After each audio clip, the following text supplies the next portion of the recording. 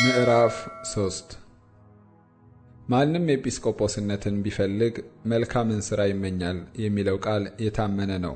እንግዲህ ኤጲስቆጶስ እንዲህ ሊሆን ይገባዋል።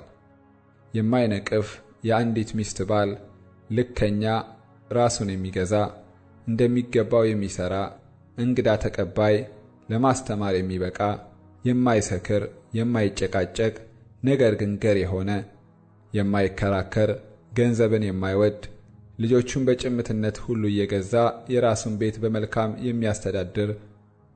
ሰው ግን የራሱን ቤት እንዲያስተዳድር ባያውቅ የእግዚአብሔርን ቤተ ክርስቲያን እንዴት ይጠብቃታል?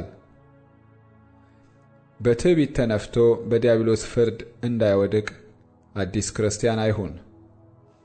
በዲያብሎስ ነቀፋና ወጥመድም እንዳይወድቅ በውጭ ካሉት ሰዎች ደግሞ መልካም ምስክር ሊኖረው ይገባዋል።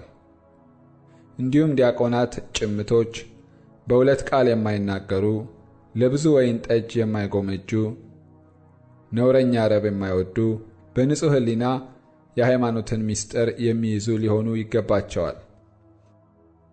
እነዚህም ደግሞ አስቀድመው ይፈተኑ፣ ከዚያም በኋላ ያለ ነቀፋ ቢሆኑ በዲቁና ሥራ ያገልግሉ።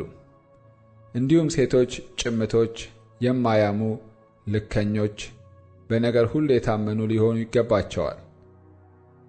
ዲያቆናት ልጆቻቸውንና የራሳቸውን ቤቶች በመልካም እየገዙ እያንዳንዳቸው የአንዲት ሴት ባሎች ይሁኑ።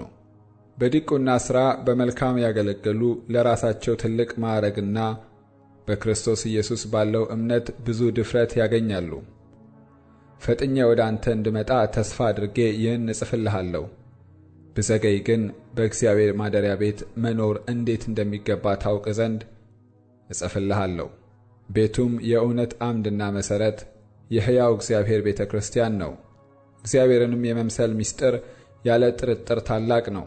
በሥጋ የተገለጠ፣ በመንፈስ የጸደቀ፣ ለመላእክት የታየ፣ በአሕዛብ የተሰበከ፣ በዓለም የታመነ፣ በክብር ያረገ